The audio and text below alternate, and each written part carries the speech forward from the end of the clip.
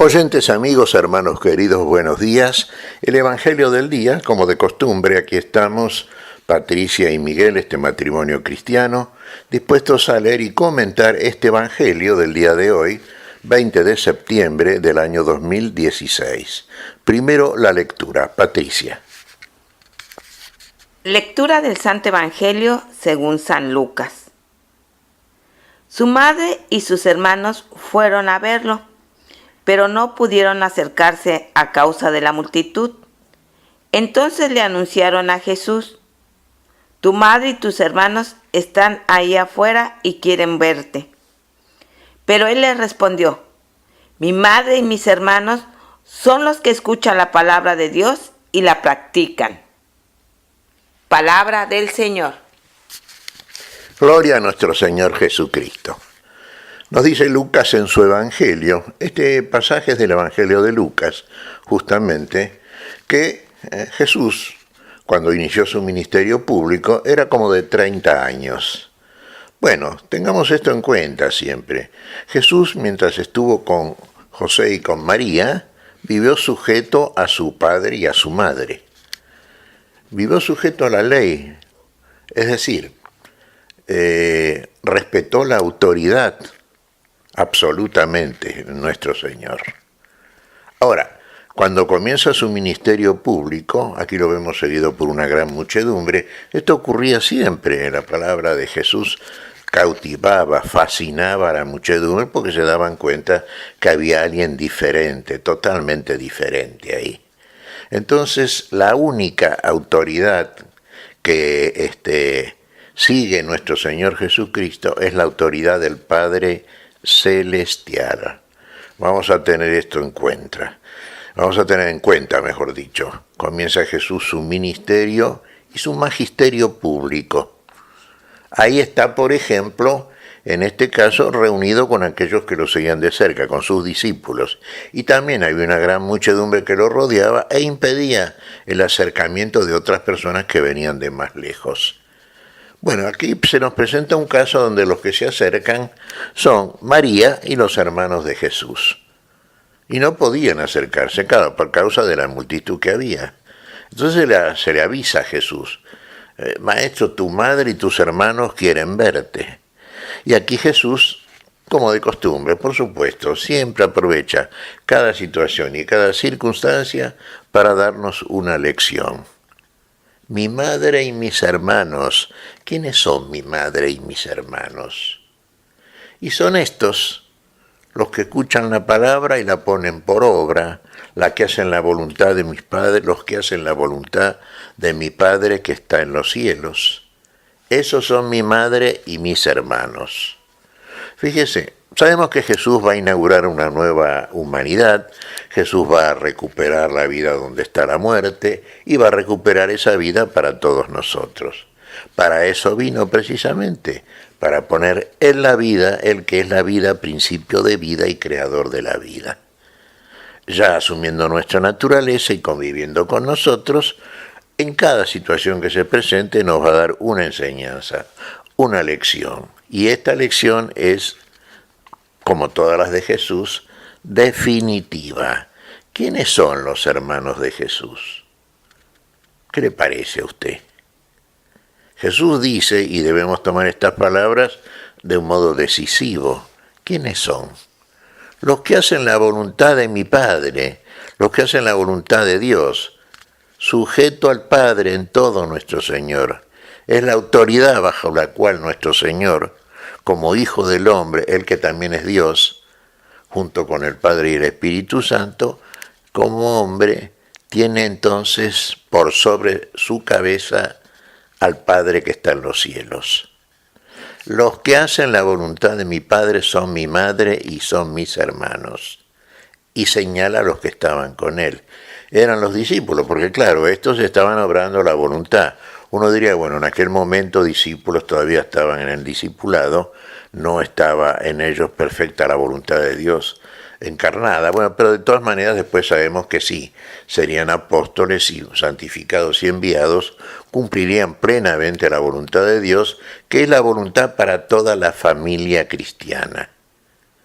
Todos los cristianos, todos aquellos que están integrados por el Espíritu a la familia trinitaria son hermanos de Jesús.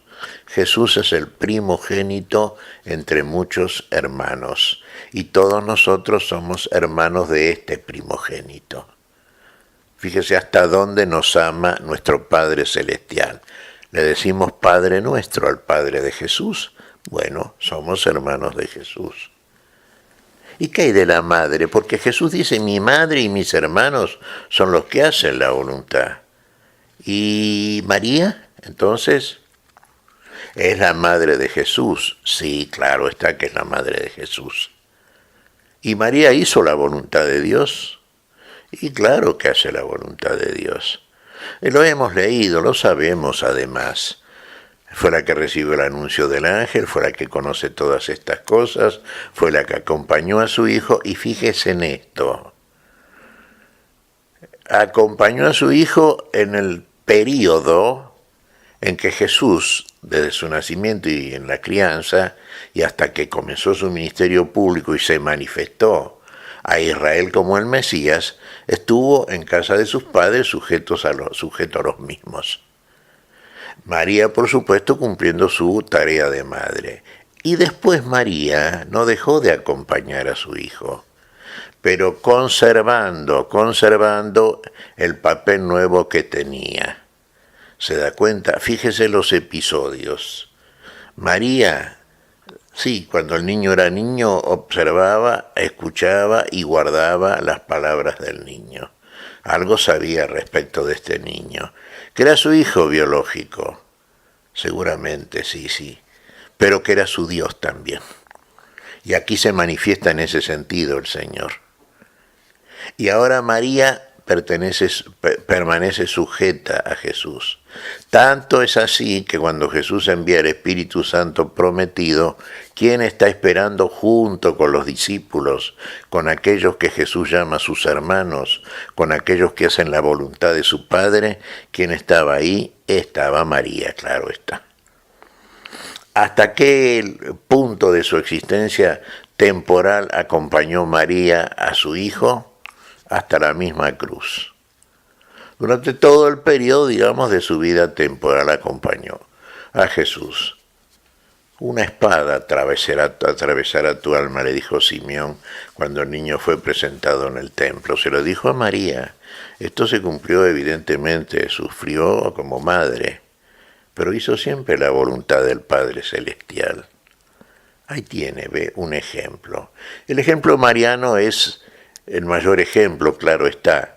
El ejemplo de aquellos que escucharon y siguieron, porque pusieron por obra la palabra de Jesús, es para nosotros también ejemplo, que debemos copiar, seguir, sin duda, pues también nosotros somos miembros de la familia celestial.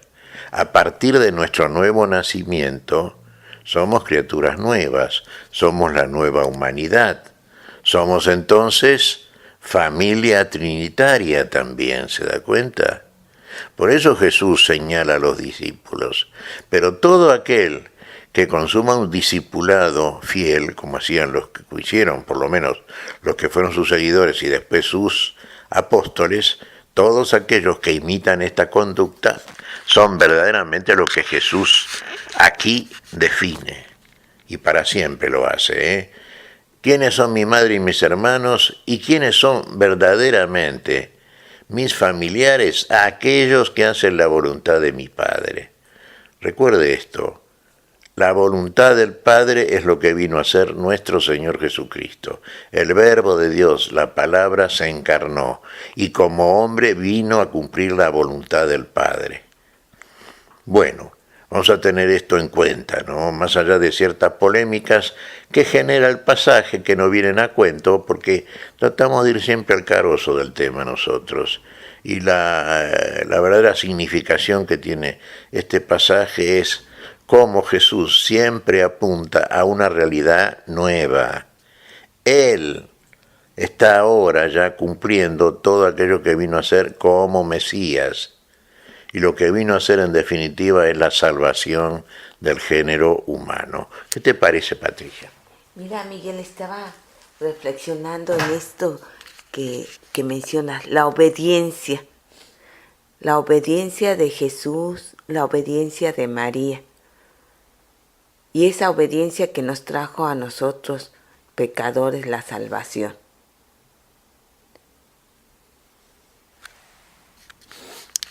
Y la obediencia, fíjate vos que es la gran virtud, ¿no? Cristiana. Si vamos a decir, el pecado, el que llamamos pecado original, realmente el pecado adámico, ¿no? Y es un pecado de desobediencia. Dios le dio un mandato para la vida y desobedeció. Entonces cayó en muerte y nos transmitió la muerte. Y en caso de Jesús, ¿qué vemos en él? La perfecta obediencia. Siendo hasta los 30 años mencionábamos Jesús, estando en sujeción y bajo el control de María y de José, fue sujeto a ellos de un modo absoluto. Cuando sale a cumplir la misión, queda sujeto ya definitivamente, la nueva creación, al Padre Celestial, el que está por sobre todo, en todos y para todos.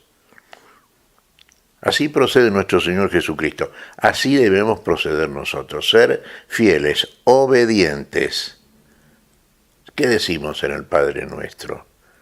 Hágase tu voluntad, en la tierra como en el cielo. Hagamos la voluntad de Dios entonces como la hizo nuestro Señor Jesucristo, como Hijo del Hombre. ¿Qué te parece si agradecemos al Señor? Muy bien, Miguel. Te damos gracias, Padre Celestial, en el nombre santo de nuestro Señor Jesucristo. Te damos gracias, Padre, te pedimos perdón por nuestras faltas. Señor, pedimos tu bendición para este día. Pedimos tu espíritu de vida, tu espíritu de obediencia, tu espíritu de amor, Señor.